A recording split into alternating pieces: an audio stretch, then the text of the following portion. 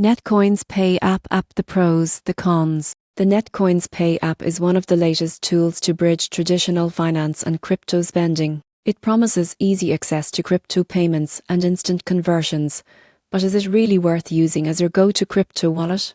Let's break down the pros and cons and uncover the surprising truth behind it. Starting with the pros, Netcoins Pay shines in ease of use. Designed with simplicity in mind, it allows users to buy, sell and spend cryptocurrencies directly from one app. You can hold Bitcoin, Ethereum and several other major coins, then instantly convert them to fiat for purchases. One of its biggest advantages is regulatory compliance. Netcoins is a fully licensed Canadian platform, meaning it meets strict financial regulations and offers protection that many global crypto apps don't. That's a huge plus for users who care about legitimacy and security. Another major perk is the Netcoins Pay card, which lets you spend your crypto anywhere Visa is accepted.